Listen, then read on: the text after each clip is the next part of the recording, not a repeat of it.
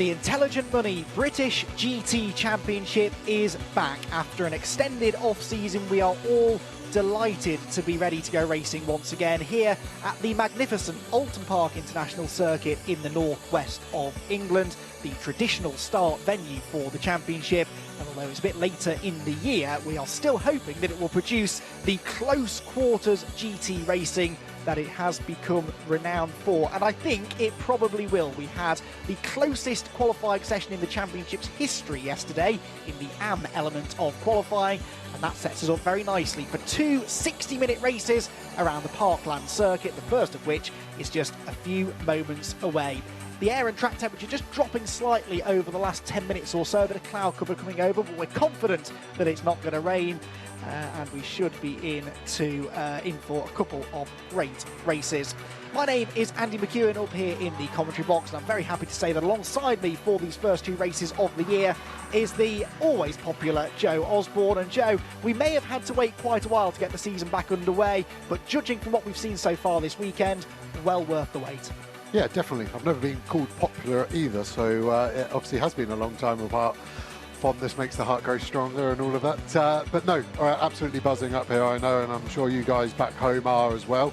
It's nice to see that we're able to get quite a big crowd here as well, obviously all socially distanced to government guidelines, etc, etc. But yeah, the grid's maybe taken a bit of a hit in terms of total numbers. We had hit maximum capacity of 35 at the start of the year, and now we're in the mid-20s, but the quality remains super high, so I think the racing we're going to see on track will reflect that quality. Yeah, absolutely. It is almost impossible to pick even podium finishers, let alone race winners, if you look down the entry list in both GT3 and GT4, but especially in GT3, which for the first time in a while outnumbers GT4 actually for the start of the year. Almost every car on the grid is a potential podium finisher or race winner, and therefore championship contender as well. So as the magnificent looking and sounding grid heads out of the pit lane, it's time to introduce you to the third member of our team. Delighted to say we've got none other than Kelvin Fletcher on board, and he is down in the pit lane. Hello Andy, hello Joe, everybody at home watching this. Thank you for that introduction.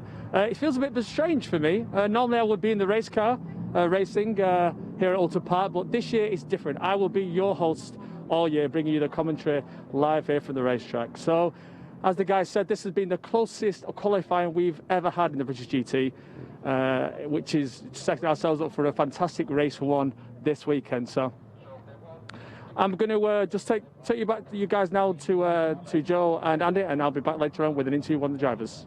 Yes, because the cars are about to appear. You can see them lining up behind Kelvin, but we will hopefully hear from our pole sitters, which for this first race are Optimum Motorsport, a familiar team name for those who have been watching the British GT Championship in recent years. And Optimum Motorsport last year, Ollie Wilkinson was at the wheel of an Aston Martin. We have no GT3 Aston Martins for now, but there are a few that are hoping to join us later on in the season.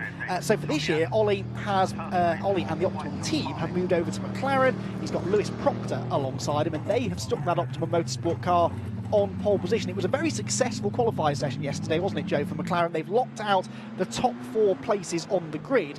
But as we were just discussing off air, part of that, I think, is because all 4 of those McLarens are Silver Cup entrants, and in the AM qualifying session that set the grid for this first race, they naturally have a small edge. Yeah, exactly. So out the other 2 non-McLaren silver cars, obviously the Lamborghini of Sandy Mitchell and the Mercedes of Kajala. They got the advantage, so it's great for McLaren. They've got the front 2 rows, but I don't think that tells the full story. I think all 4 drivers did a mega job of extracting their lap, and actually that was as fast as the car could go. And I think that's why there's only 1,000 between the first 2. And in fact, James Baldwin in the Rocket RGN car could have been on pole had it not have been for a track limit infringement, and he lost his fastest lap. So it's definitely going to be interesting. It's Lewis's first GT3 race. Obviously, we've seen him around in GT4 for the last couple of seasons, so he knows the circuit. But GT3 is a big step up, performance-wise. Everything happens quicker. So when you're in the car, suddenly you've lost 11 seconds of your lap round Oulton Park. So your brain is having to work that much quicker to adapt to that lag. And that's when you're driving by yourself. When you've got other GT3s around you and then you come into lapping the GT4s, that's when it's going to get really interesting. And I think that's where we'll see a bigger difference between the silvers and the bronzes in this first stint, is traffic management when the GT3s come over the GT4 cars. They carry some extra weight as well, those Silver Cup cars as well, so the deeper into a race we get, maybe the more that could come into play. In GT4, McLaren towards the front, but not on the front row actually. It's TF Sport that have the pole position for GT4, the number 95 example, shared by Conor O'Brien and Patrick Kibble, the youngest driver lineup on the grid. And alongside them, Speedworks Motorsport with the brand new, to British GT at least, Toyota GR Supra GT4. So it's Aston Martin from Toyota in GT4, and then the first of the McLarens, Patrick Mathieson, in the 58 HHC example. And he's got the other TF Sport car, number 97 of Jamie Caroline, and Daniel Vaughan alongside. There is the second row of the grid. 2Cs Motorsport is a new name to the championship. They've started off their British GT campaign in very strong fashion indeed. Second on the grid for the number 10 car that will be started by Jordan Witt, and third on the grid there for the car we just saw, number 9 of Angus Fender, who we have previously seen racing BMWs in the championship. And then James Baldwin, who Joe was just talking about, at the wheel of car number 2 that he shared with Michael O'Brien in the Jensen Team Rocket RJN team. The Jensen Team Rocket part of that team name, that's because of their affiliation with Formula 1 World Champion Jensen Button. RJN, though, a familiar name to British GT, but mainly racing things like Nissans in the past. They were part of the Nissan GT3 programme, of course. So they are the 4 McLarens at the front of the field.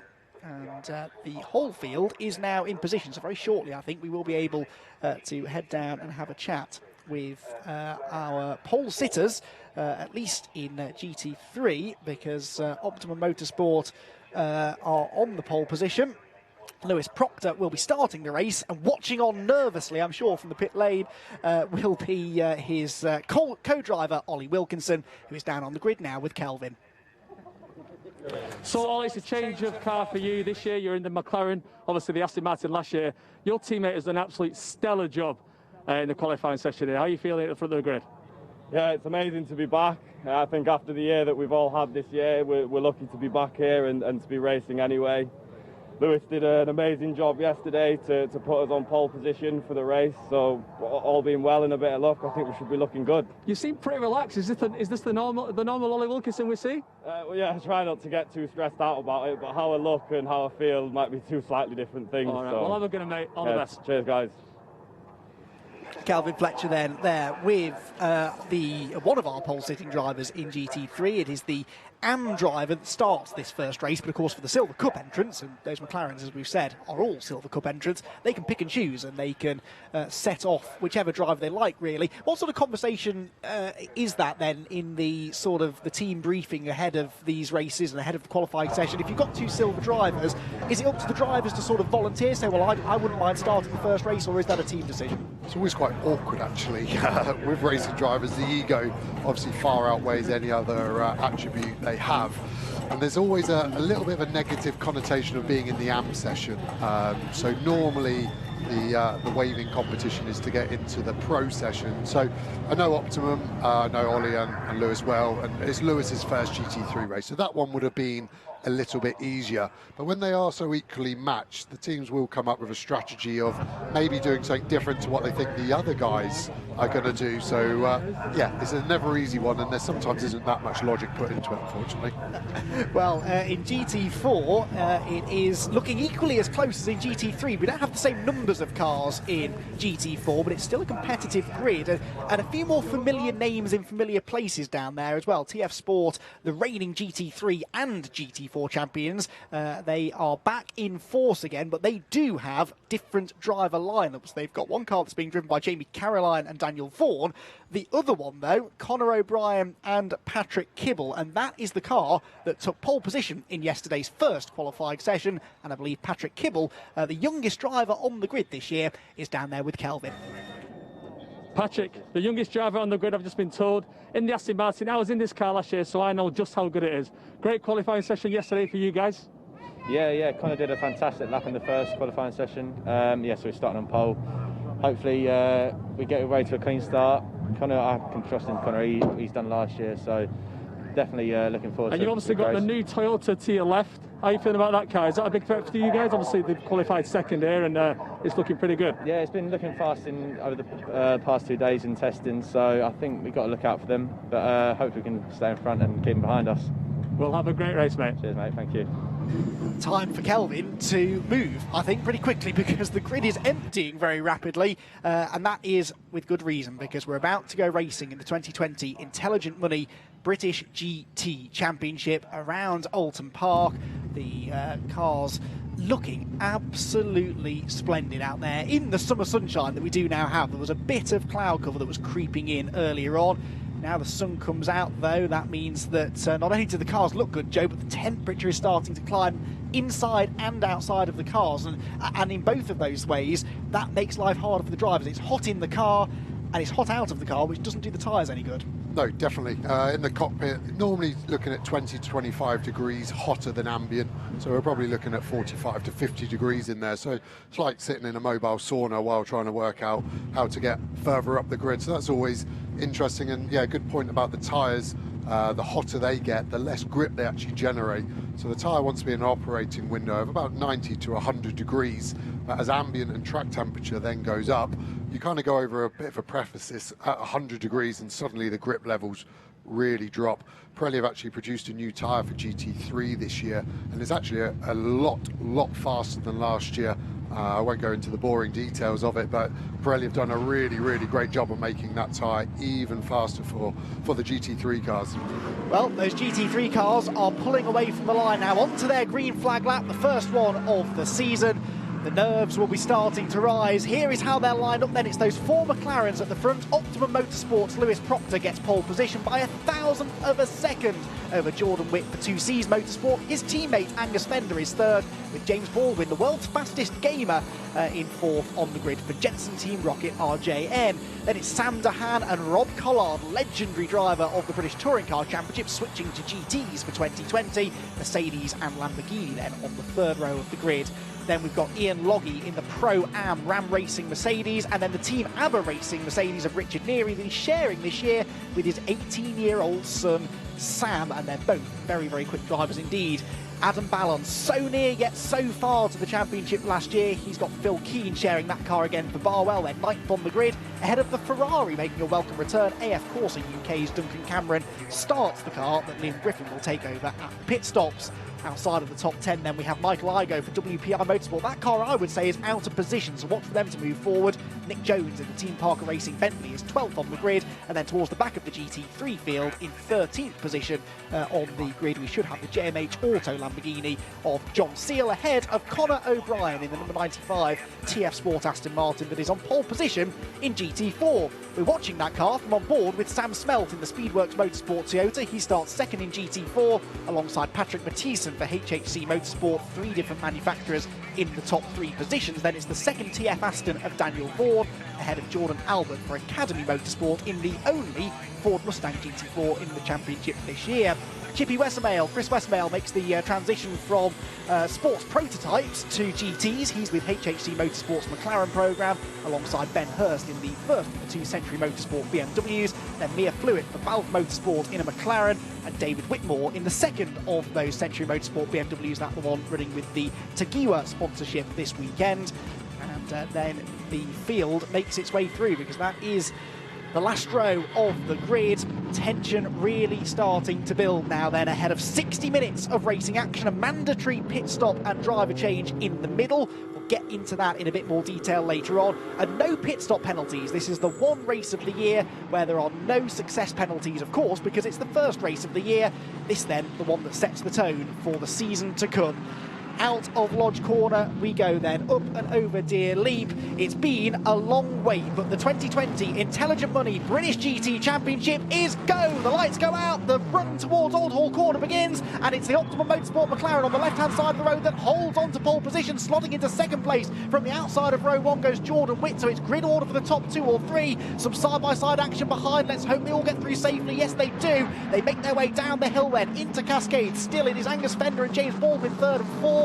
look at how careful they're being. Slightly cold tyres, and no one wants to bin the car halfway around the first lap of the season, and they're all very much minding their P's and Q's for the time being. Down the Lakeside Straight we go.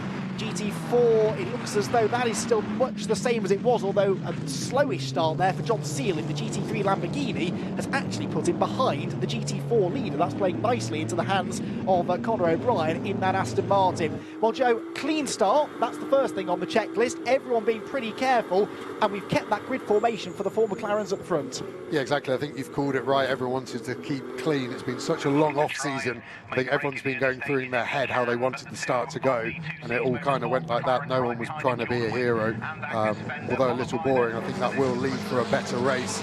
You did call it right as well. I think that Michael Igoe will be on the front foot going forward. I believe that car had a suspension issue in qualifying, so I think he's probably going to be our mover and shaker in the GT3 grid. And what a phenomenal job by Conor O'Brien to overtake a GT3 car. I've never actually seen that before, and as we see that, so Conor's actually now got a huge gap to second place, so he needs how to deal with how John Seale overtakes him to not lose too much time. And he is absolutely laughing in that GT4. He probably already has a 2-second gap, so that'll be interesting to see how that sort of transforms that battle. First lap then is in the books, and Lewis Proctor leads the way for Optimum Motorsport by just under 0.7 of a second from Jordan Witt in second. There is Nick Jones in the Team Park Racing Bentley Continental GT3. He's down in 11th place with Michael Igoe right behind him. That Lamborghini looked really strong yesterday. Shame they had that problem in qualifying that put them down the grid. But as Joe was saying, they should make progress. We've seen the change there between John Seale and our GT4 leader Conor O'Brien. Sam Smelt is still second, and it's still third for Patrick Mathieson. So grid order in GT4. Then, though, the first of the changes, the Academy Motorsport Ford Mustang being started in this race by Jordan Albert, has got himself up ahead of the second of the TF Sport Aston Martins. The Ford Mustang, which went well here last year, remember, in the hands of the Multimatic squad, going well again for Academy Motorsport in 2020. GT3 of the 3 field then starting to make its way over Hilltop again, and this is when we start to see now, Joe, this fascinating dynamic between the Silver Cup entrants and the Pro-Am cars. It's crucial for those Silver Cup McLarens, particularly at the front of the field, to build a gap now, because in theory, through the second half of the race, that gap might get eroded by the pros. Yeah, exactly. They need to build the foundation for the race result in this one now, so whatever gap they can hand over to their teammate who will be up against the pros in those Pro-Am element cars is so beneficial. And interestingly, the sort of crossover of that Silver to Pro-Am is here with the first lot of the Mercedes, and they are also teammates. So you've got Dehan in front of Loggy, who is then in front of Neary. And interestingly, Neary is actually running the old spec Mercedes, so it's not the Evo. So for you anoraks out there, you'll be able to spot the difference on the front grille. It doesn't have the facelift on it. And then to add a bit of spice to that, Neary and Loggy have some good history round here from a few years back, and it's not a friendly history to say the least. So that Mercedes battle could get pretty interesting as well. We saw Nick Jones there just running a little bit wide out of Old Hall. You can see the concrete on the exit of the corners in a few of the parts of the track, and it looks strange that the cars aren't using it, because it looks very tempting and it would be faster, but under MSA law that would be illegal. So as soon as any tyre leaves the circuit or the curb, that is track limits. So they basically got 3 attempts, and then it's drive-through time. So there we see Igoe on Jones at Shell. It's probably the best overtaking spot in a GT3 car, as it's one of the highest speeds to the lowest speed, so the brake zone's the biggest, so you've got the longest time to get the overtake done in essence. Yeah, and that was an overtake for 11th place then. Igoe is moving forward. His next target will be Duncan Cameron in the AF Corsa UK Ferrari, and there is the number 51 car. Great to see that car back in the championship. Had a bit of a spin in one of the practice sessions down at Cascades yesterday, but generally a pretty solid weekend for them. They're running down in 10th place now, and we ride on board with Duncan Cameron as he crests the hill past the water tower and into Drew. It's a real roller coaster part of the circuit, this, Joe, and full commitment required through that double apex right-hander. Yeah, as you see, it's a 90-degree right, Druids, and it's an infamous corner, but it's still taken in 4th gear. So to give you an idea of speed, that'll be 110, 120 miles an hour. And you can see why the cars are so fast with the big wing on the back, slick tyres, so they're able to carry that speed. And that is the nature of this circuit. It is all very fast and flowing, and then they bang 2 chicanes in it to make it interesting. So as we cut back to the GT4s, we still see Conor O'Brien in the lead. It'll be interesting to see the gap he's got behind him, but as we said earlier, his job is to get that car as far away from his competitors, so when Kibble gets in, hopefully he can convert that into a win. There is the second of those TF Sport Aston Martins, and they're just behind Christopher Wesmail there in the second HHC McLaren, already being warned for exceeding track limits at Old Hall Corner. So, interestingly, is Mick Jones in the GT3 Bentley. So, it's pretty early in the stint. We're only on lap 4 of the race now. These drivers are going to be in the cars for near enough half an hour. You don't want to be being warned about track limits this early on, because they're going to have to really watch out for that now through the rest of the stint. Thiessen there running in third place in GT4, and then just in front of him the Toyota from Speedworks, which is having a brilliant debut in the championship. Sam Smelt has started the car. I'll hand over to James Kell, who's been doing a lot of sort of club level racing in Mazdas in the past, raced in Ginettas last year actually, which was a bit of a step up to sort of GT4 like machinery. But those two drivers have a real task on their hands this year. Not only are they trying to compete for a championship, but they're doing so whilst developing a brand new car. And so far, Joe, it's bang on the pace. Yeah, definitely. I don't know too much about the Toyota, but just looking at it proportion-wise, it looks right. And there definitely is an old adage in motorsport: if it looks right, it goes right. And it would seem like that Toyota is sticking by the rule. And yeah, hopefully the reliability's there, and they can just get better as the season progresses. And it's great for us at British GT to have another car in the mix to spice it up even more. But yeah, it looks brilliant. It looks so good over the curbs as well. Maybe ride height looks slightly higher than a normal race car. Maybe it inherits a bit more from the road car, but then the positive of that is he can use the curbs more because he's higher, and it won't bottom out and it won't do any damage to the underfloor basically of the car. Yeah, I noticed that yesterday watching trackside, and you can see what Joe talks about. The distance between the ground and the bottom of that front splitter is quite a lot more than the other cars, but it doesn't seem to affect its stability through high-speed corners. It really is planted, and it's no real surprise, therefore, to see it on the pace already.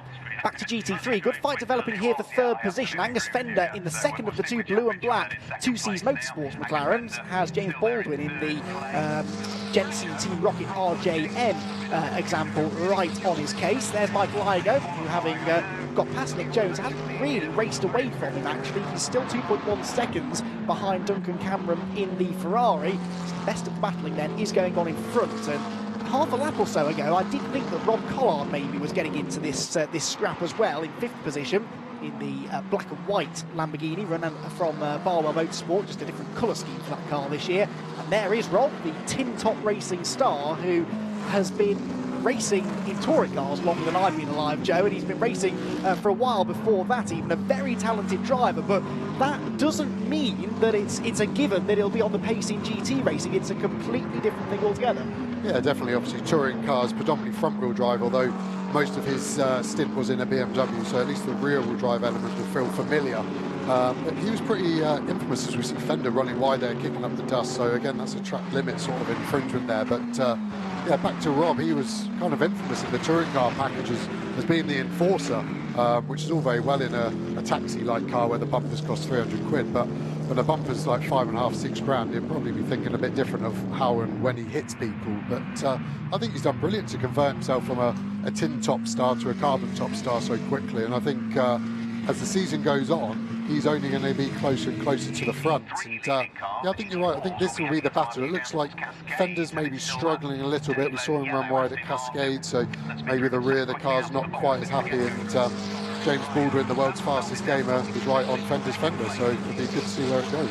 I've been impressed with James's pace this weekend, but that's one thing, being able to go out there in a practice or qualifying session and bang in a quick lap, but it's his racecraft that I think is really going to come under some scrutiny, just because no one really knows how he's going to race. We keep calling him the world's fastest gamer. That's because he is a very, very strong sim racer, and sim racing, of course, over the last few months has gained an even higher profile. But how well he can translate that into real-world racecraft and real-world pace over a race stint awaits to be seen. Back to the GT4 battling now, and this is tightening up quite nicely. This is the fight for third place with Patrick Matisse and Jordan Albert and the number 97 Aston Martin of Daniel Vaughan getting themselves closer together. GT4 cars, of course, running with a little bit less downforce, slightly less aerodynamic aids on the car, a smaller front splitter, smaller rear wing.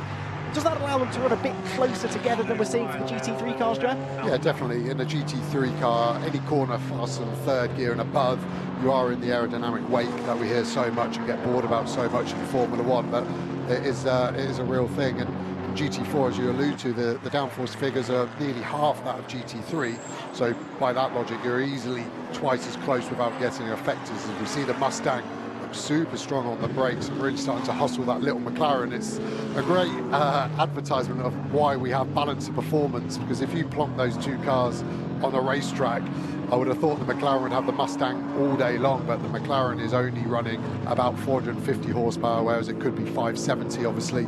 And weight-wise it is carrying 100 kilos more, and the Mustang gets around the outside, and it's a long way round there, but the camber of Cascades does allow you to carry speed. But the next corner is a left-hander. This has given the TF Aston a run, so if he wants to he could make it 3 wide, but it's not really 3 wide in terms of real estate there. And there we see quite a typical motorsport thing. It looked like Albert was on the front foot and was going to get in the front of that pack, but actually now he's been shuffled all the way back, so he's going to have to regroup and maybe use the Aston Martin to follow his way through on that McLaren in front. So back into 4th place now then for Daniel Vaughan, ahead of Jordan Albert, and yeah, as Joe was saying, it looked as though the Mustang was going to gain a position there. In the end, it ends up losing one and dropped back down into 5th position. Over Hilltop they come then. This is the 7th lap of the race for the GT4s, and Jordan Albert already starting to think about getting this place back. Thinks he's already overtaken this Aston Martin once, so how hard can it be to do it again? But the Aston Martin seems to be coming on stronger now as the stint goes on. The other Aston Martin started off strongly and is continuing to stretch the gap. Look how far ahead Conor O'Brien is now, the Toyota of Sam Smelt. Patrick Matisse is getting away from these two as well now, because they're delaying each other, with Daniel Vaughan driving more and more defensively to keep that big Mustang at bay. And as soon as he starts defending, it slows them both down and allows the McLaren to pull away. So 3 different makes of cars, all designed completely differently as well. They all look different, they all sound different. This is why we love GT racing. It's not just the GT3 cars that attract the crowds to events like this. It is the GT4 category as well, and you can see why. The racing is close, the cars are still very quick, they still look and sound the part, and this battle, I think, is going to continue to rage for a while. More track limits penalties, by the way. Number 58 is now being warned, which is Patrick Matisse, and so in his hurry to get away from these two before anything goes wrong, he's exceeded track limits somewhere. And again, early in the stint relatively, we're still not even halfway through this first stint of the race, and it's quite early to be given a track limits warning even. Yeah, I think the other McLaren making a bit of a getaway, going unnoticed because it's doing it so boringly and serenely, is Lewis Proctor in the lead of the race overall. The gap's now 2.8 to Jordan Witt, so that's a pretty sizable gap, and it's the second largest gap in the GT3 field, so that really is going to make Wilkinson's job that little bit easier once he comes up against the pros. So here we see Proctor going through Island Bend, lovely corner, and then on the hard brakes into Shell, and then we will see Witt there. So 2.8 seconds doesn't sound much in day-to-day life, but on a racetrack it is an absolute eternity. Not that I want to disagree with you often, but the gap actually came down on the last lap, just to prove you wrong. It was only by a tenth or so, but Witt's taken another 10th out of him actually in the first sector of this lap. Now, they're only on lap 9. Surely this can't be tyre wear already. They're both the same weight, they're both the same car, obviously. They're both silver cars as well, so could that be maybe a driving style thing? Has Lewis hurt the tyres by scampering off into the distance, and now he's starting to pay the price? Yeah, possibly. The car also transforms over the stint, not physically like a transformer, unfortunately, but just in terms of how it burns the fuel off, the weight coming off the car, changes the balance of it, the feel of it, the tyre pressures, the tyre life that you alluded to, all changes. So each lap, you're kind of dealing with an evolving object in the car, and you're trying to extract the most from it. So you go into the corner with the best intentions and maybe going a little bit fast, and that hurts you. So you're always trying to work out, and that's why we get this natural ebb and flow in a race of cars looking strong, and then 10 minutes later they've lost their weakness. And I think that's what we're seeing here with Mathiasen in the McLaren. He's in this sort of no man's land, middle of stint time, trying to burn off a bit more fuel, and then the car will come back to life most probably with that McLaren. It does carry so much weight in the balance of performance to slow it down that it does sometimes hurt itself a little bit in the middle of its stint. Well, that gap between the McLaren and the Aston Martin that we're watching here, between Patrick Matisse and Daniel Vaughan, was up near a 3/4 of a second a couple of laps ago. It's down to about 3/4 of a McLaren length now, because the Aston Martin is starting to apply the pressure. Didn't get such a good exit from the British chicane though, and now he has to turn from attack to defence, because Jordan Albert did get a good exit, and he's now starting to clamber all over the rear bumper of the bright yellow number 97 machine, almost pushing it actually through Nickelbrook Corner. Thus the gap opens out again between Mathieson and Vaughan. So a fascinating little three-way scrap this for third position in the GT4 category. McLaren, Aston Martin and Ford Mustang. And the Mustang does appear to have certain parts of the track where it's strong and other parts of the track where maybe the Aston Martin gets away. But I do think that the Aston Martin may be the quicker of these three, just can't quite get the track position that it needs. And then, look, not far behind them now on track, the race leader Lewis Proctor. So now we start moving into the next phase of the race. The tyres are going away, the fuel's burning off, and now you've got traffic to deal with.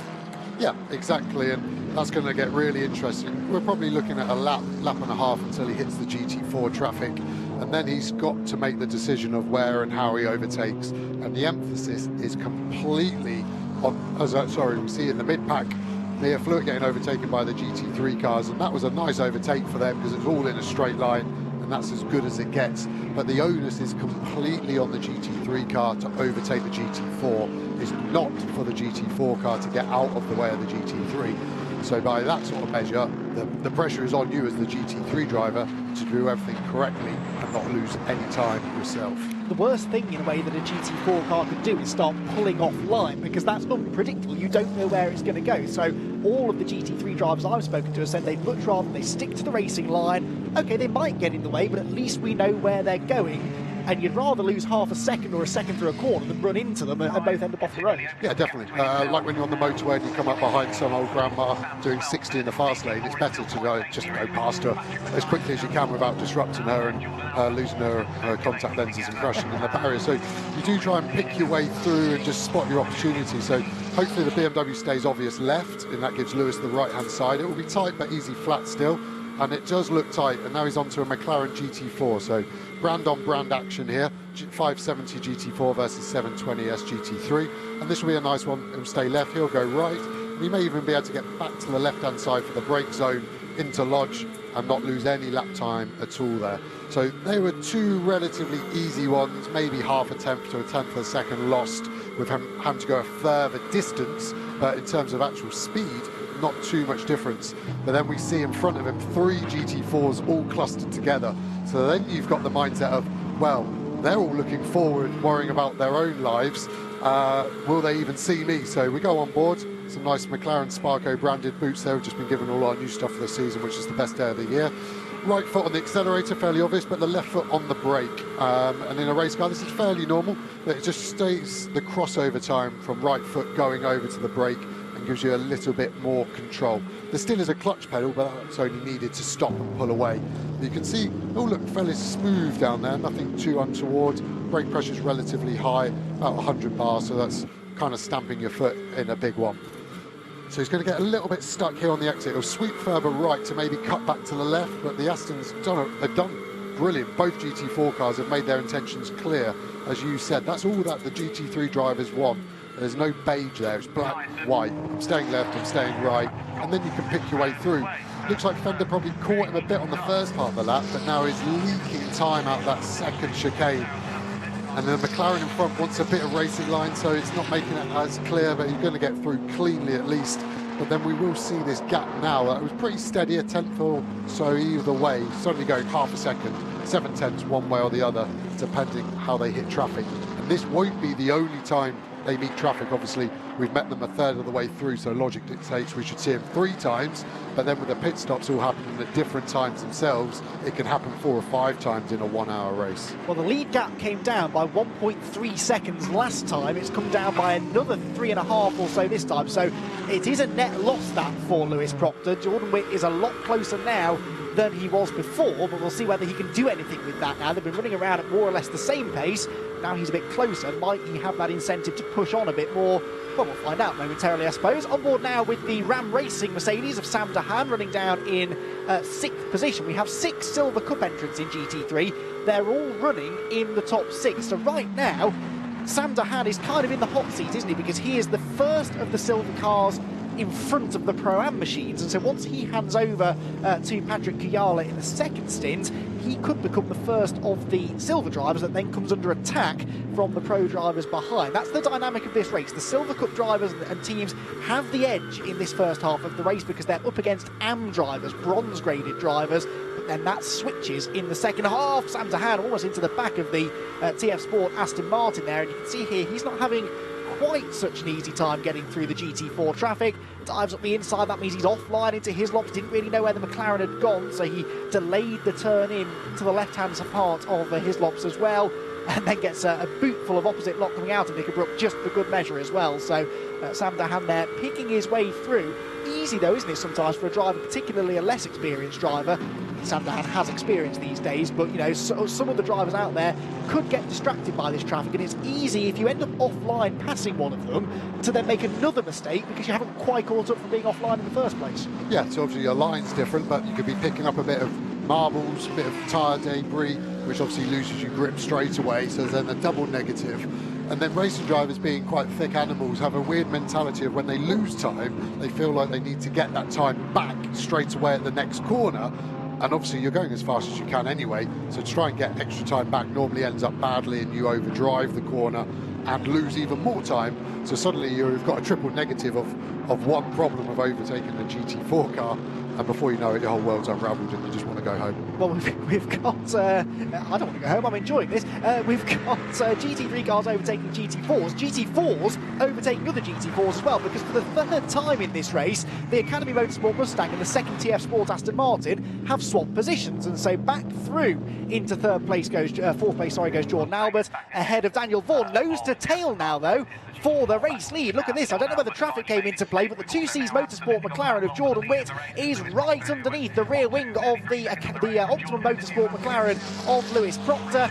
Game on now then, 38 minutes near enough still to go. We're still just under 10 minutes away from the pit lane window opening, and we have the top two cars in GT3 absolutely together, Proctor to Witt. So Witt, he's gained that big chunk of time in the traffic, and that now, in his mind, that tells him, hey, I can do this, I can have this guy, and he's going to try and do it into Lodge Corner. Can't quite get up the inside there into the final turn, and it's one of the better overtaking opportunities. They're both squirrely on the exit of the corner, over the hill, and in fact, the pit lane window is now open, I beg your pardon. So into the pits comes Lewis Proctor. Sensible decision that. I think he was starting to come under pressure, starting to drive defensively, starting to make some mistakes. Better to get him in, get him out of the car, and reset for the second stint. Yeah, exactly. Even though he had track position, if Witt started to get on the front foot, they would have both lost time. So I think they've done that strategy in terms of just to get to the end of the race as quickly as possible. And funnily enough, that's the best strategy normally. So the pit lane looks relatively busy. We've got SEALE, we've got Neary in, as well as Dahan. So there's a few tyre changes going on as well. So there's a minimum pit stop time that they have to be stopped for, which means they've got about 45 seconds of stationary action in the pit lane. So there are time to do tyres, and you're not losing time to the guys who decide to stay on the original set. And you will see these cars in at 45 degrees, and then they're allowed 4 mechanics to push that car back, and then the car must leave straight away, because essentially they start blocking the pit lane with their pushback. So this is Witt now. He's just made quite a big mistake there, smashing that curb on the right-hand side. He needs to be banging lap after lap after lap now to try and do the undercut on the Optimum 96 car, which has left the pit lane and all looked relatively clean as we see the two Mercedes. So that'll be interesting. Kujala silver rated against Jelmer Berman, probably one of Mercedes' fastest GT3 drivers in that car he shares with Loggy. So this is going to be interesting. We see the Barwell car just getting round the back of Neary. It's all very tight.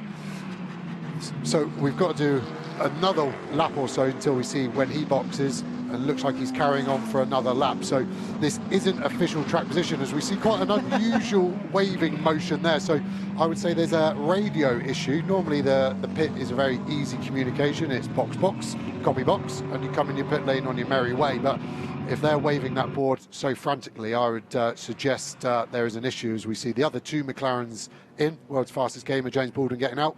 Mikey O'Brien stepping up to GT3 as well, getting in now. You can see there's slightly different opinions on 45 degrees there. There's no real advantage, but maybe they need to go back to school and get their protractors out and learn what that is.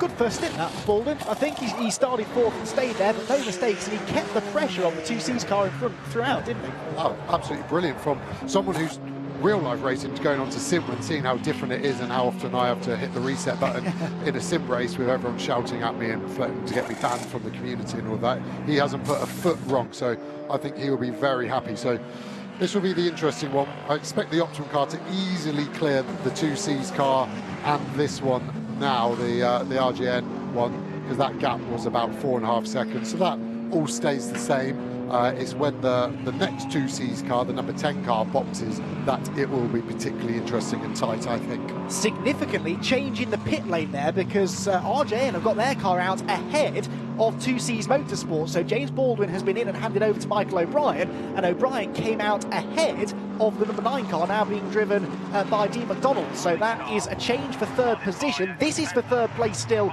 in GT4. Remember, the GT4 pit window is later than the GT3s. That will open in another 2 minutes, so these drivers have at least one more lap to do, maybe two, before they can come into the pit lane. Finally, in now comes the race leader. So Jordan Witt then in the number 10 car, ready to hand over to Jack Mitchell. Out gets Jordan, Jack assisting him as much as he can there with the driver change, and this is critical. He's had 2 extra laps in completely clean air compared to this car, the orange machine, number 96 of Ollie Wilkinson. Wilkinson also now in traffic, so in the next 30 seconds or so, we'll see who's got the lead, and this is not working out at all well here. He's got stuck behind and still can't really get past the 33 BMW of David Whitmore, the All-Am entry in GT4, remember. All of this time lost and the fact that the 2Cs car had that clean air, might that just be enough to allow Optimum through into the race lead? We'll find out shortly, because he's heading into Lodge Corner. The number 10 car is back on its way though, so this is going to be very tight. It's quite a long way down the pit lane. Out of Lodge Corner comes Wilkinson. He's got the Balf Motorsport car of Mia Flewitt to put a lap on. There goes the 2Cs car. This is going to be very, very, very, very tight. Off it goes. It's got the tighter line, but it's got to get up to speed in the pit lane exit. It gets out just in front, but remember, the Optimum car, that driver is up to speed. He's had a couple of laps already. Ollie Wilkinson has full temperature and pressure back in the tyres. Now is the time to attack, but actually, he's not quite close enough. Yeah, the 2Cs car has also gone for new tyres, so Mitchell has a brand new set of Pirellis on, which for the first few laps is probably half a second to a second faster, so he is going to get that. The only thing I would add is that the 2Cs going down the pit lane, the number 10 car, was very slow at the end, which normally indicates he is close to his pit lane time. So the car will have a timer in with a delta saying if you're below or above. And obviously if you're below and you're going to get a penalty, you need to ease off. So if he's not eased off enough and he's gone under the time, he will get a stop-go penalty for the amount of time he was under, which isn't the problem, but the coming in and out of the pit lane is going to be 15, 16 seconds. So Jack Mitchell into the lead of the race then. They successfully executed the undercut. They get themselves ahead of Optimum Motorsport, who had led the entire race up until that point from pole position. And now that is the battle you're watching. The green Lamborghini in front of them is almost a lap down, so you can kind of discard that one from the situation. That's the JMH Auto car of John Seale and now Marcus Clutton on board. The trouble is, Marcus Clutton is a race instructor here at Oulton Park. He knows this place like the back of his hand, and he was 5th quickest in the pro session yesterday, so he's every bit as quick as the drivers around. In fact, he might have the pace to pull away from those cars over the remainder of his stint. Into the pit lane come the GT4 cars now then, so this is the second of our pit stop windows. There is a 4 or 5 minute overlap between the GT3 and the GT4 windows, but all of the GT3 cars are pitted, and so the GT4 teams have the pit lane to themselves. Jamie Caroline there jumping on board the 97 Aston Martin that was started by Daniel Vaughan. Jamie Caroline, former British Formula 4 champion, Ginetta Junior star as well. And now turning his attention to GT racing. 21 is in Mia Flewitt to hand over to Ewan Hankey, who went quickest in his qualifying session. That's the car that will start at the front for race 2 in GT4. And the pit stops begin then for the GT4 car. They've got a slightly longer minimum pit stop time as well. So this is all a little bit less frenetic than it was for the GT3 teams. Yeah, and the Silvers actually have a 14-second extra pit stop over the Pro-Am and Am cars in GT4, so even longer for them. Whereas in GT3, the pit stop time is the same. It is just the weight penalty that they carry. So that Toyota looking beautiful over the rolling hills of Cheshire, and I'm sure they're going to be super happy with that. And I think I generally think that car's going to be in contention for race wins as the season goes on, which is brilliant to get a new car in and up to speed so quickly. It doesn't always happen that well for a new project like that. Well, they're certainly in contention for a podium here. They're running second, and they have not yet pitted, nor has the 95 car actually, so the top two in GT4 staying out. Jordan Albert's also stayed out in the Academy Mustangs. There's a bit more of a split of strategies here in GT4, whereas in GT3 everyone came in within the first lap or so. Here a few of the teams willing to wait a bit longer. So back out into the race then goes car number 58, and that is Jordan Collard now. So we've got two Collards in the race, one in GT3 and one in GT4. Jordan has retained that position then over Jamie Caroline's 97 Aston Martin. There is Jamie's teammate, car number 95, Conor O'Brien, leading the way by 8.7 seconds over Sam Smelt, former British touring car star. Had a half a season at least in BTCC a couple of years ago. And Sam Smelt, as impressive as the debut has been so far for that Toyota, it cannot live with the pace of the very well sorted and well developed Aston Martin from TF Sport. But there is the Speedworks run car. Speedworks themselves, of course, a factory affiliated team these days in touring car racing. And they've got quite a close bond going now with Toyota. It makes sense, therefore, that they will bring the Supra GT4 into British GT. On board with Smelt then, so what do we think? Does he pit this time? There definitely isn't such a rush here in GT4 to get these cars in straight away. Yeah, he can do another lap with the window he's got available, so he might carry on, as we see O'Brien carrying on. So the team are probably making the call out of which driver they think's quicker, which one's in a bit more of the rhythm. So TF obviously think Connor's doing a mega job, which on the face of it is, and the same with Smelt. He stays out for another lap, and this is like what I said earlier, this is the foundations of the stint. So although it doesn't look like they're doing anything because they're not overtaking people and they're not gaining or losing on cars they can see, this is all time as we see Albert box there finally. So it'll be interesting to see where he comes out, because obviously we saw the other TF car and Matthias in McLaren come in and they left together, whereas Albert's done a couple more laps. As we see a change in lead. Didn't see that on TV, obviously. I'll let you bid out, Andy. Yeah, Michael O'Brien is into second place now then in the RJN McLaren. So change for second there. Ollie Wilkinson falling backwards in the optimal car. This was always going to be the lively stint, wasn't it? Because you've got those Silver Cup cars that had the advantage after the first half of the race, and now the pros are in the Pro-Am cars and they're starting to make progress as well. Although at the moment, actually, most of the battling going on between the silver-graded drivers. We just had that change for second place, and there is a stop-go penalty for the race-leading car. Jack Mitchell, Joe, you picked up on that coming out of the pit lane. A 10-second stop-go penalty for a pit stop infringement. That has to be the minimum pit stop time, surely. I hate being right all the time. It's a curse. I was born with it, I promise. But that is gutting for them. Absolutely gutting, because you can see the gap they've got is huge. So on the last lap, Ollie must have had a bit of a problem, because he actually lost 7 seconds. So it wasn't O'Brien being quicker, it was that car losing time. It looks okay now, so it might have been a bit GT4 traffic or whatever. But yeah, for that 2Cs car of Mitchell, that's going to be gutting. We'll try and do some quick maths to see where they're going to pop out. But it's going to be outside the top 10, I think, to be honest. Yeah, well, they're 8.1. Oh, that is Ewan Hankey on his outlap, I think, going off at Drews. That's not a very Ewan Hankey-like moment, is it? No. He saves the car, very lucky to avoid the barriers there. There was a GT3, I think that was the Bentley, wasn't it, involved? Could he have been offline trying to get out of the way? Yeah, could have even been contact of it. That looked more like his teammates' driving skills. Mia FLEWITT, the Scandinavian flick. I've been ice driving with Mia, and her car control's brilliant, and luckily Ewan's was pretty top draw there to save that from going in the barrier. So yeah, that's going to delay his progress, obviously, being the pro on there. As we see Caroline down the inside of Collard into turn 1, I think we'll pick that up coming out of here. So it really is kicking off now. It's hard to follow everything exactly that's going on. Well, yeah, indeed. In GT4 alone there, that was side by side for third place, essentially, and that was the HHC McLaren just about hanging on to that then. So that is 58 staying ahead of the Academy car, which now is being driven in the second stint by Matt Cowley, former Northern Formula Ford 1600 ace was Matt Cowley, and still does quite a bit of Formula Ford racing actually, so he wasn't able to get ahead. But behind, I think there might have been a change there. As you said, Jamie Caroline was attacking Jordan Collard for what will become 5th position in the GT4 category. This is the fight for 3rd in GT3, but it will become the fight for 2nd when the leader comes in to serve this pit stop penalty. He's 8.3 seconds ahead at the moment, Jack Mitchell, but of course it's not just a 10-second penalty, he's got to get in and out of the pit lane as well. So yeah, he's going to drop right down towards the midfield there, and that will promote everybody behind him up a position.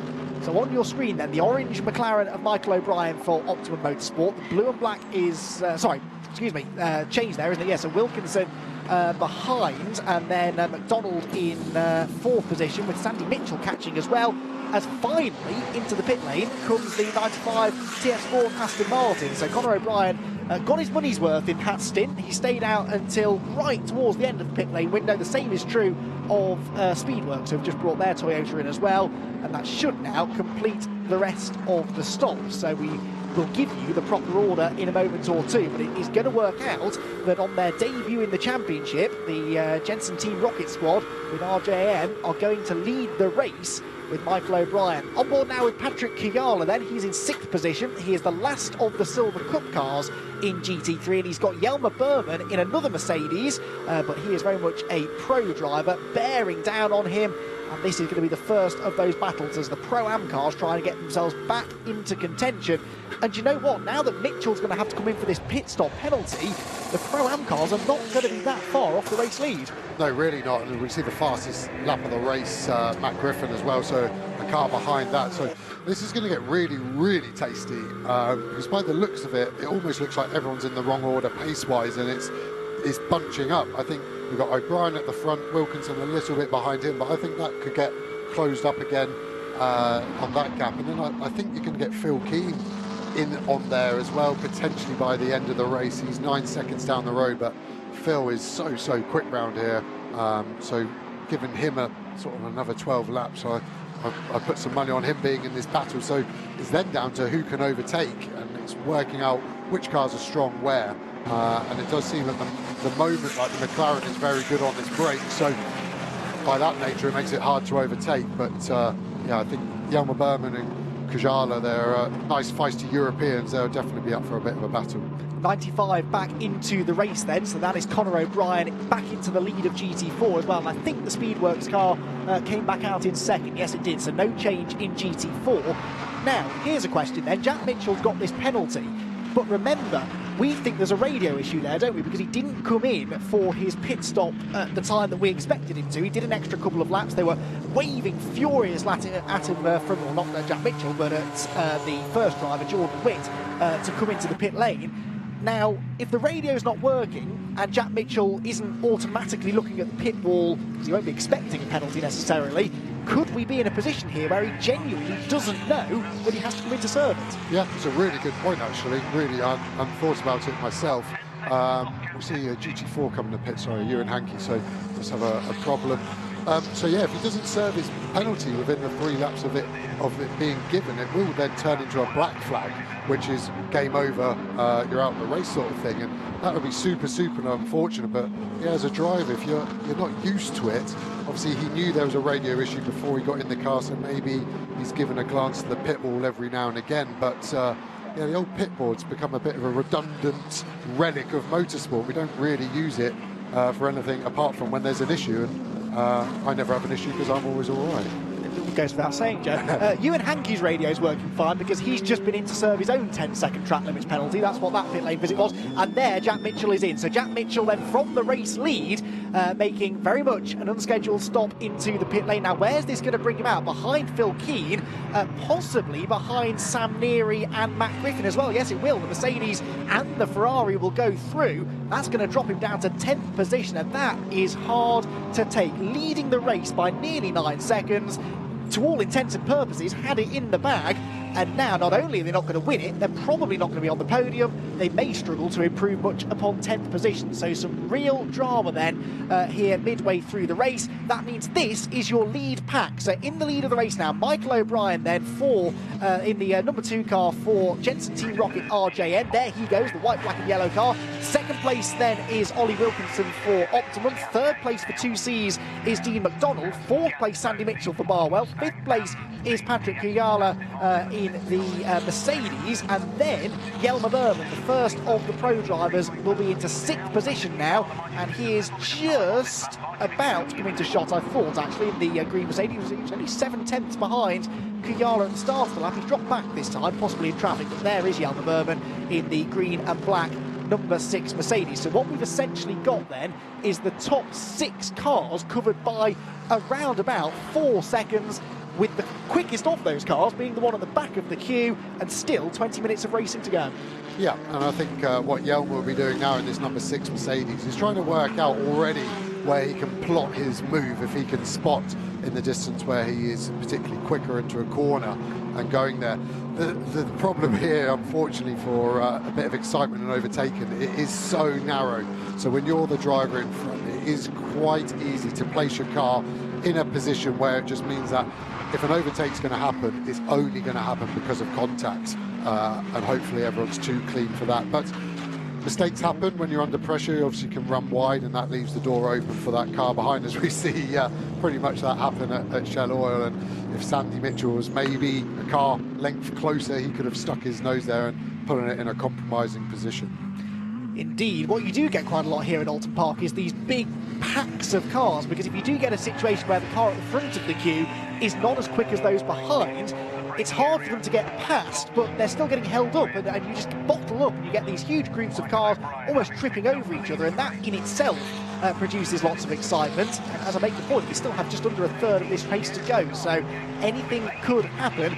The lead gap for O'Brien back to Wilkinson is 1.7 seconds, though. There is Michael O'Brien, so he's getting away because Wilkinson is defending so busily from McDonald and Mitchell behind, and so for the time being at least, this particular McLaren doesn't have any real defending to do. But you can see it's not an enormous gap back to 2nd, 3rd, 4th, then a small gap back to Kujala in 5th, and then a slightly bigger gap back to Jelmer Berman, who can't keep up here, Joe, with Kujala. What's going on there? You'd have bet your house on Jelmer Berman being the fastest car on track.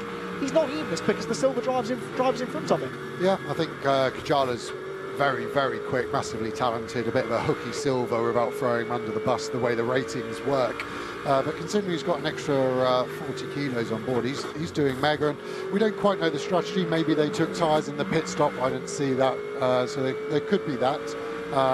But I think it just shows how well the Mercedes is going on that. And I think people are going, well, Mike O'Brien, it's easy to forget this is his first time in the GT3 car. So it's a relatively late deal. That car should have been racing in Europe, but with everything going on, changed to British GT, which gave Mikey his opportunity. So hopefully it shows you what a great car that McLaren is and how drivable it is. And he's just got on with the job and he's cracked on really well. You're fond of these McLarens, aren't you, Joe? Don't know why. I'm not biased. Well, they're going rather well. They aren't 1, 2, 3, 4 anymore, but they are locking out the podium places for the time being. But as you said, Sandy Mitchell in that black and white Barwell Motorsport Lamborghini is looking threatening. So too is Sam Dahan, who last year was at the wheel of a Barwell Motorsport Lamborghini. There was a mistake there, I think, for Dean McDonald. He ran wide coming out of Knickerbrook corner, and Sandy Mitchell is all over him. Sandy really wants to get through here. You can see other cars are arriving on his tail, and I think that he believes he's a bit quicker than the 2Cs Motorsport McLaren in front, but that opportunity didn't quite work, and now it's sort of settling back down into a kind of rhythm. That's what you've got to do, though. If you're Sandy Mitchell here, Joe, the slightest mistake from McDonald, you have to pounce, because that could be your last chance. Yeah, and it's just forcing the issue, so it sounds obvious, but the closer you are, the more stress that is putting on the driver in front, as we see Mitchell bouncing all over those curbs there.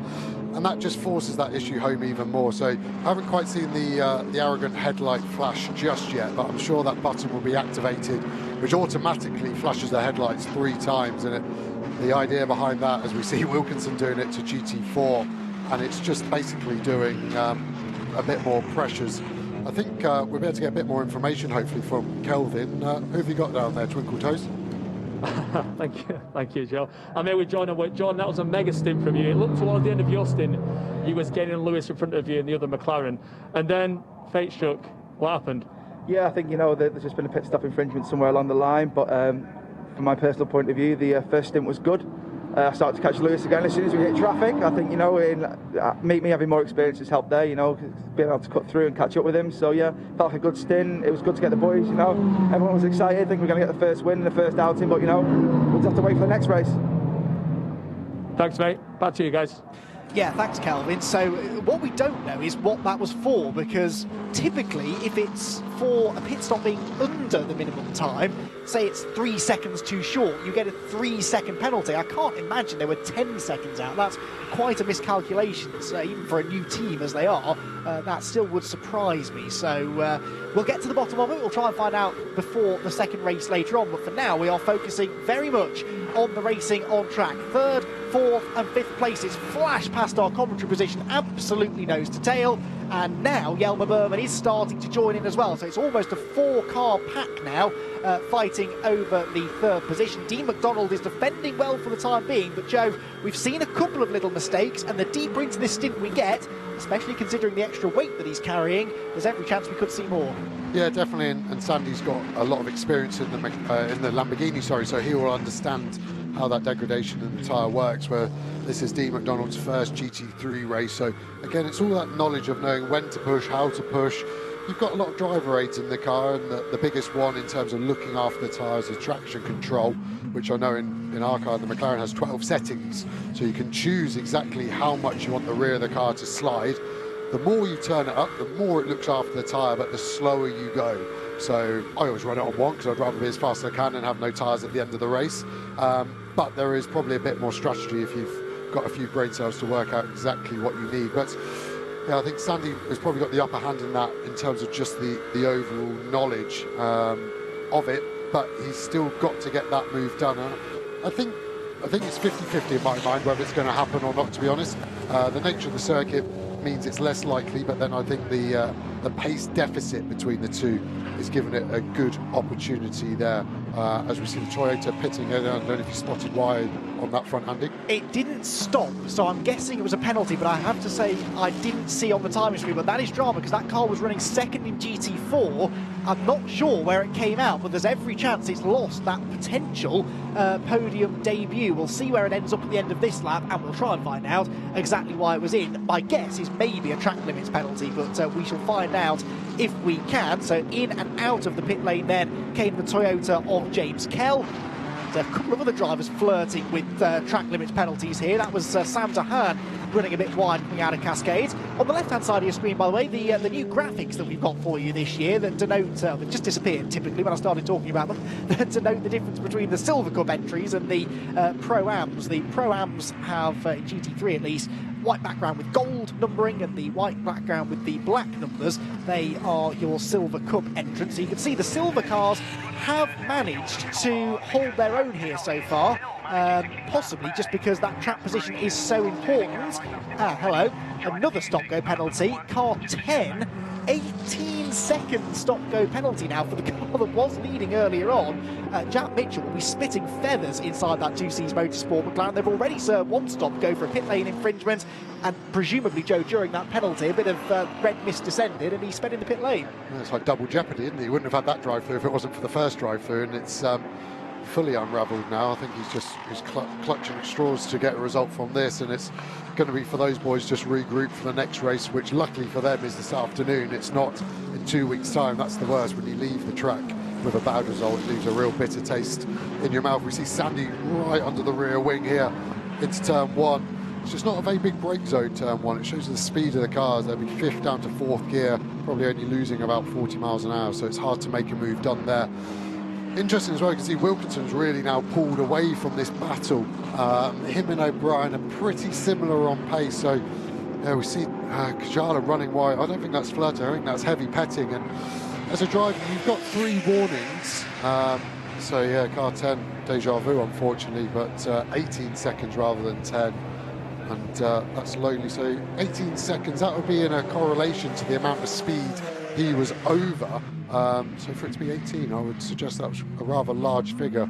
50 kilometres an hour is the limit here, and always for British GT, and that's controlled in the cars by a button which then automatically holds the car at that limit. So you can only really make a mistake if you come in too fast or if you forget to press the button, really. And the GT4 Toyota getting in the middle of this pack, Kajana having to guess where to go, try not to hit that tyre stack, and that's most probably lost him a second now, and he's got to do all that work all over again.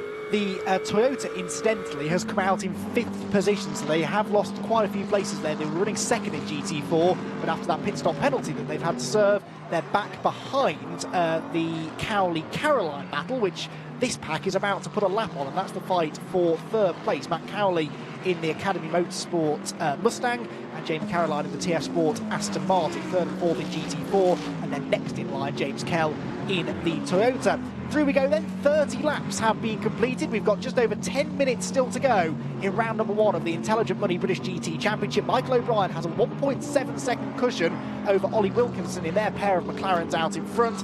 The real battle is the one going on for 3rd. That's what we're focusing on now. Dean McDonald, Sandy Mitchell, Patrick Kuyala and Yelmer Berman. And Kuyala again there running wide out of Cascades Corner. I haven't seen any warnings for him though, so maybe, oh no, that's off goes Matt Cowley. Interrupt myself there from a 3rd position in GT4. That's a real shame for Academy Motorsport. They were on for a good result, and it benefits James Kell, who gets himself back up 1 position now.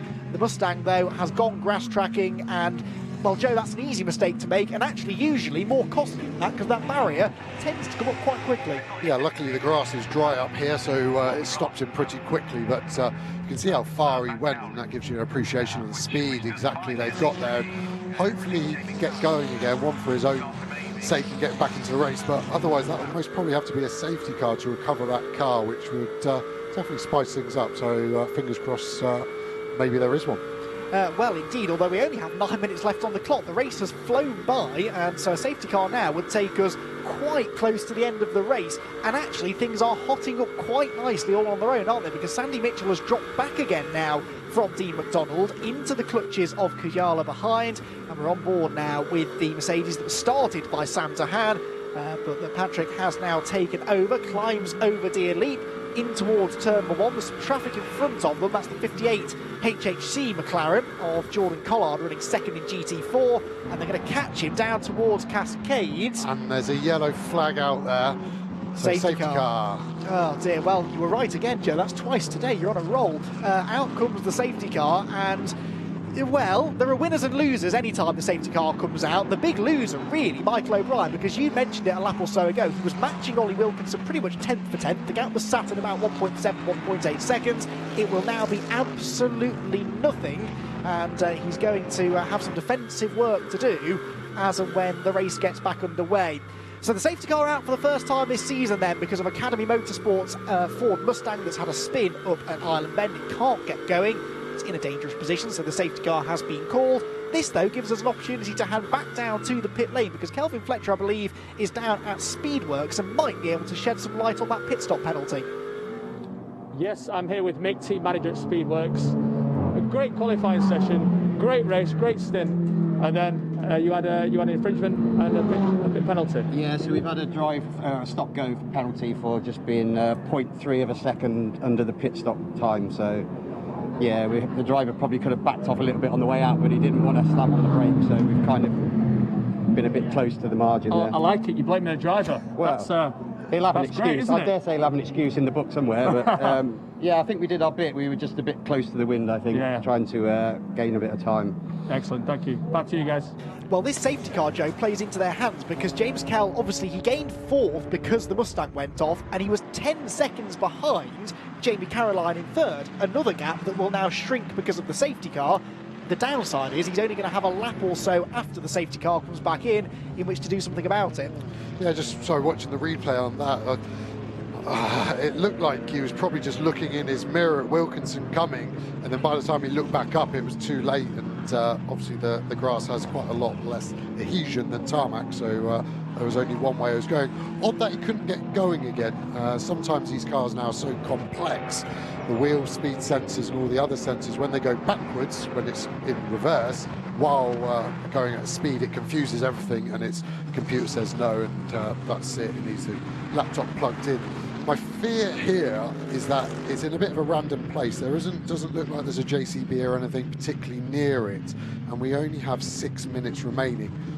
So to get that cleared and back to green might be a bit of an ask. So it would be a real shame to finish the race effectively under a safety car and lose that battle that you're talking about there. Yeah, the protocol here, there are a couple of flatbed trucks that are parked down on the outside of Cascades, and they tend to drive up there and pick any cars up that deposit themselves in a barrier or a gravel trap up at that part of the track, and that whole process can take normally about 3 safety car laps. Well, this is the second safety car lap, if you like, so hopefully one more and we'll be good to go. But that's on a good day. That's if the car doesn't get stuck, or if they can find a quick gap in traffic to get the truck up there in the first place. Sometimes it can take a bit longer, and because we're so deep into the race, the field had spread out and we're filling almost the entire track, so they've got to wait till everyone's behind the safety car queue before they can even think about sending recovery vehicles back out on track. We do have 5 minutes left though, so hopefully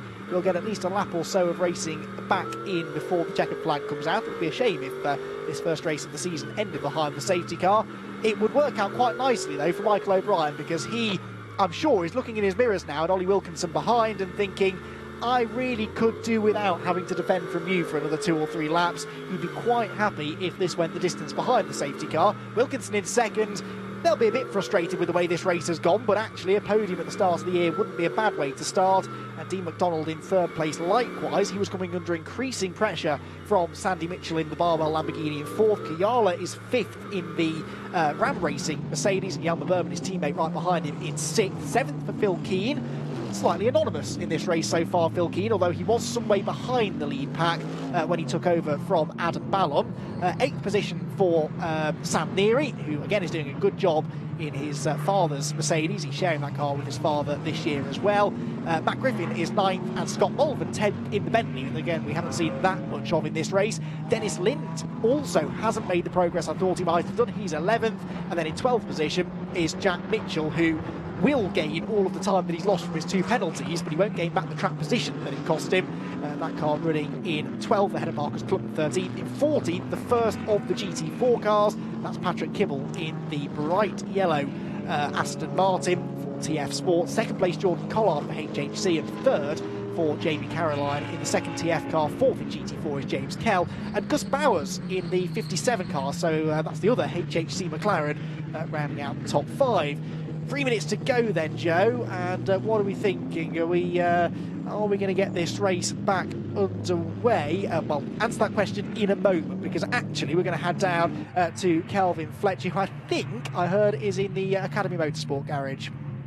Matt, new car for you this year, obviously away from the Aston into the Ford, but the round one hasn't quite gone to plan. It was going really well. I think we had 6 GT3s coming up behind us pretty quickly. I didn't really see what happened, and not heard on the radio as yet, but it would appear maybe it got run wide. But we'll have to wait and see. But the car is undamaged, I think. Wouldn't restart for some reason. But no, it was a strong showing. The boys did a really good job. Jordan ran really well in the first stint. Matt was doing a good job. We were running P3. So I think we were just going to try and bring it home. We had the Aston on our back, but I think we had them covered. So a bit of a shame, but we've got another one this afternoon, so we'll make up for it. Excellent. Thank you, mate. Back to you guys. Cheers. Yeah, thank you, Kelvin. Well, that is a real shame for Academy Motorsport.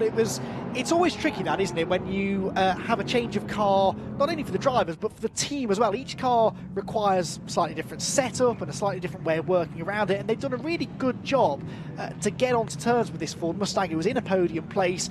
A shame that they're not even going to finish the race now. Yeah, I just hope they can get the car repaired for the second race. Doesn't look like there's any major damage on it, so like I said, hopefully it's just a software issue and it just needs a laptop plugged in.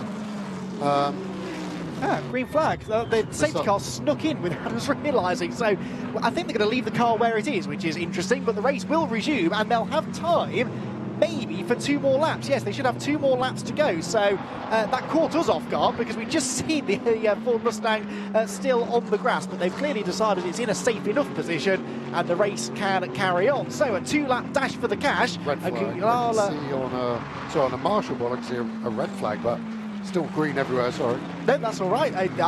Red flag, it would have made some sense maybe, but anyway, we are still green, the race is continuing, and that means these battles for podium positions can continue, although Michael O'Brien, he was on his toes. He didn't get caught out by the safety car coming in because he has already built up a nice little cushion. That's probably about a second or so between himself and Wilkinson, who instead is having to watch his mirrors to keep McDonald and Mitchell at bay.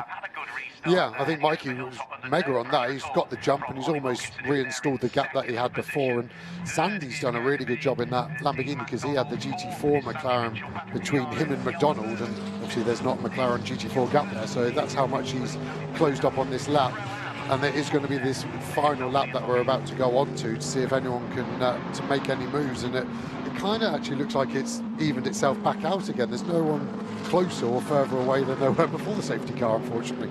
Yes, well, possibly because they were all so close together anyway, but yeah, you're right. This looks almost exactly the same as it was about 10 or 15 minutes ago, but yeah, the final lap then will now begin, and Michael O'Brien looks good for the race victory here in the McLaren, but which McLaren is going to finish in second position? That might be the real question. These three McLarens, remember, all run out of three different teams, all Silver Cup entrants, and they all want to try and finish as high up the order as they can in this first race. Worth remembering, though, that the podium finishers in both classes for this race will have to spend extra time in the pit lane in race 2, so maybe that might come into play as well here. If you were Dean McDonald sat in third place, how big a risk are you willing to take here to take second place away from Wilkinson, knowing that A, it could go horribly wrong anyway, and B, even if it does, you're gaining relatively few points but several seconds onto your pit stop in race 2? Yeah, mentality-wise, start of the season versus end of the season is very different. So, yeah, you need to be 100% sure that the move's nailed on, I think, in this instance. And just quite look like there's a big enough speed difference between the cars for that to happen. I think Kajala's done really well in this car pace-wise, and I think in race 2, with obviously the pros of doing their qualifying, they'll be starting near the front. We're going to see this in reverse, in effect, that the pros will be in front of the silver cars, and their job is then to get away. The interesting bit will then be the AMs trying to defend from the silvers, of which there will be a much, much bigger speed difference. Yeah, those two Mercedes will share the second row, actually, for that second race behind the two Barwell Lamborghinis, so it's going to be a real changing of the guard at the front of the field. For now, though, it is McLaren's time to shine, and in particular, it is the time for Jensen Team Rocket RJN to start celebrating, because it is going to be a race victory in round number 1 of the Intelligent Money British GT Championship. Across the line they go, and Michael O'Brien brings it home. James Baldwin wins the world's fastest gamer in his first ever race in the championship. Ollie Wilkinson brings the Optimum car home in second, and Dean McDonald hangs on to third. In GT4, it's going to be pretty plain sailing, I think, not for this TF Sport car, but for the other one. Number 95, Patrick Kibble, has crossed the line already, has he? No, hang on. He's actually a lap ahead of the way the safety car works, so he just needs to finish this, so he was granted it. Got you. I'm glad you're awake, Joe. So yes, through comes the 95 car. Patrick Kibble now does win the race, but you're right, because of the safety car there, it trapped everyone else a lap behind him, so a very easy final couple of laps there for Patrick Kibble. Jordan Collard second for HHC, and Jamie Caroline third, so both of the TF Sport Aston Martins are on the podium. But Joe, I really can't say enough positive things about this Jensen Team Rocket RJN squad. They were a late addition to the championship anyway, as you alluded to earlier on. Their plan was to race in Europe. That couldn't happen. Here they are in British GT, and they're straight on the pace. James Baldwin, super impressive there in his first stint in the championship, and Michael O'Brien did well to bring it home. They win the race then. Second place for Wilkinson and Proctor for Optimum. Angus Fender and Dean McDonald are third. 3 different McLarens from 3 different teams, all on the podium. Rob Collard and Sandy Mitchell come home fourth, ahead of Patrick Kiyala and Sam Dahan in 5th. And then the first Pro-Am car of Yelmer Berman and Ian Loggy. Bit surprised they didn't make more progress there. Adam Ballon and Phil Keener second in Pro-Am, 7th overall, ahead of Sam Neary and Richard Neary, 3rd in Pro-Am, 8th place outright. Then it was Matt Griffin and Duncan Cameron for AF Corsa. Scott Malvern and Nick Jones in the Team Parker Racing Bentley rounding out the top 10. And then Michael Igoe and Dennis Lind ahead of Jack Mitchell and Jordan Witt after their 2 pit stop penalties, ending up in 12th for 2C's Motorsport. Marcus Clutton and John Steele in the JMH Auto Lamborghini rounds out the GT3 field. Then TF Sport victorious in GT4 ahead of HHC, with the second of the TF Sport cars coming home in 3rd. Then it was Sam Smelt and James Kell, 4th place. Not a bad recovery after the pit stop penalty, but a case of what could have been there. They were running second at the time. Chippy Westermail does well as well there, with Gus Bowers to get into the top 5 for HHC. So into Parc Ferme then will go our British GT field, and Joe, an interesting first race there. We always knew it was going to be hard to overtake here at Oulton Park, but the competition is close. No one really ran away with that one. I know that 2Cs will feel that they would have dominated that race had they not had the penalties, but behind them, it was pretty much nose to tail from the start of the race to the checkered flag. Yeah, which I think is great for the championship, shows the balanced performance is close.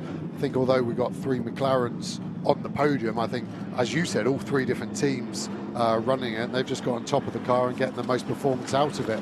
As we see Mikey getting out, he'll be happy. Absolutely mega. Mikey's a lovely, lovely guy, really kind-natured, especially for a driver, and got this awkward social distancing congratulations now, as times before we would have all been beating the head out of him for doing so well. Well, and how well he did, and that team, I mean, the car looks the part, doesn't it? And it's looked strong all weekend. And don't forget, that car could very easily have been on pole position for this race if James Baldwin hadn't gone a fraction over the edge of the curb on his flying lap. He actually went pole position briefly on his very last lap in the session before it was deleted for track limits. Across comes Ollie Wilkinson to congratulate him as well. And third place man, Dean McDonald, in the 2Cs Motorsport McLaren. But for race number 2 later on, those McLarens are going to be deep in the field. The highest placed McLaren on the grid for race 2 is the number 10 car, the one that had those penalties in this race, that will start 8th position. The number 2 car that won this race will start 10th position. And number 96, they will be, they're the highest placed McLaren. They are 6th on the grid though, so none of the McLarens will be on the front couple of rows for race 2, and they'll have some work to do to try and get themselves maybe into a race-winning position again. Ollie Wilkinson then wanders over to Kelvin Fletcher, who is on standby to have a chat with our top 3 finishers in GT3, and hopefully we'll hear from some of our GT4 front runners as well. In GT4, Joe, a strong start there for TF Sport. I mean, we kind of knew they'd be on the pace, but they've got new driver lineups as well. And it wasn't guaranteed that they'd turn up here at Oulton Park and immediately be on the pace. Yeah, I think that's brilliant. And TF, obviously, champions last year with Johnny Adam and Graham Davison in GT3, so massively capable. So highlights then of the first round of the Intelligent Money British GT Championship even, and it was a good start made by the Optimum Motorsport car that was started by Lewis Proctor. He led in the early going. Everyone was pretty gentlemanly actually with each other in the first half a lap or so. Nobody wanting to throw away their weekend on the very first lap. It's a 2-race day here as well, so any damage done in this race would put the teams under some real pressure to get the car back out again for race number 2. Adam Ballon was fighting his Barwell Motorsport Lamborghini from deep in the field, and it never really was able to make a huge amount of progress. The real battle in the early stages was the one for third place in GT4, as HHC, Academy Motorsport and TF Sport went toe-to-toe, door handle to door handle in their fight for a podium position. The TF Aston Martin and the Academy Mustang in particular trading positions almost by the lap. At the front of the field, the number 10 McLaren of Jordan Wick closed in on the race leader just as the pit lane window opened, but a radio issue meant that the number 10 car stayed out a couple of laps later. Everyone else dived into the pit lane, leaving Jordan Witt with some nice clear track, whilst Ewan Hankey on his outlap from the pit lane went off. He would later serve a pit stop penalty for a pit lane infringement as well, just to add insult to injury. Battling between TF Sport and HHC was a popular sight last year. It continued again at the start of 2020 with a bit of paint being traded. And then the big moment of the race, really, Academy Motorsport from a podium place in GT4 went off the road at Island Bend, bringing out a late safety car. On the restart, the field was bunched up, but then it had been beforehand, really. Pit stop penalties had taken the number 10 car out of the equation, and so it fell to the number 2 car for Jensen Team Rocket RJN to take the checkered flag in the first round of the championship. A McLaren 1, 2, 3, 3 different teams in the top 3, 5 different teams, in fact, in the top 5. Fantastic racing all round, though, in the Intelligent Money British GT Championship. And down in Parc Ferme, I believe we can now hear from our GT3 winners, now with Kelvin. What a weird first podium. Round 1, race 1, James from Gamer to the real thing. That was absolutely terrific. How did it feel? I can't believe it. Like, first race winning, like, it wasn't on part of the script. When we got to the track on Friday, me and Michael, to be fair, we both have a lack of experience in GT3s. I think we said before we have a combined experience of 25 laps in the car. There's got to be some sort of record of the least experienced duo to ever go in British GT. But yeah, I didn't think when I came in we'd win the race, to be honest. We were fourth. But it's just like testament to patience is key in GT racing. Everyone kept on drilling it into me all weekend, and now I finally believe them. So yeah. Well, Michael, you are inexperienced in GT3, but GT4 is obviously your stomping ground. Your steps up this year. Yeah. What a great way to say to your team boss, Jenson Button. Yeah. How's that for you, round one, race one? Yeah, unbelievable, Kelvin, to be honest. I obviously had some great battles with you last year in the GT4 for the championship, and to get this relatively late call up to GT3, first of all, was incredible. And then obviously to represent Jenson and the team like that in the first race has been, well, couldn't believe it, to be honest. Well, I can't believe it. Boys. I thought you did a great job today. And my old team as well, RJN, should I say. So great work today. Well done, guys. Thank you, mate. Thank you. Thank you, Kelvin. So there you have it, our GT3 winners, our Jenson Team Rocket RJN. And as Kelvin was saying, the team was founded by none other than Jenson Button himself, and I'm sure he'll be very, very happy to hear of their successes here in the sunshine at Oulton Park, which always produces some really close action for the season opener of the British GT Championship. Well, that was our GT3 race winning team. In GT4 it was the familiar sight though of a TF Sport Aston Martin on top, and down there with Kelvin Fletcher now are our GT4 winners. Patrick, from Paul to the race win, that was a pretty good stint. I was very happy with the second stint. I mean, kind of did a fantastic job to get that huge gap, so I just pretty much had the easy job of just putting the laps in and keeping clear of everyone else, really. And how was the Aston holding off in your stint there? Obviously the tyres were going off a little bit towards the end. Yeah, it was going off, but TF gave us a really good car. I think it's more nervous being out of the car watching than it is in it. Well done, guys. Thank you. Cheers. Great, guys. Thank you, Kelvin. Well, there you go then. Our first race of the Intelligent Money British GT Championship sees a brand new winner in the series. More of the same, hopefully, later on today. A completely different look to the grid, though, and it should be a cracking 60 minutes of racing. That one is due to start at about 4:45 local time. You don't want to miss it. The Intelligent Money British GT Championship off to a fantastic start already. We are looking forward to what the rest of the day, and indeed the rest of the season, has in store for us.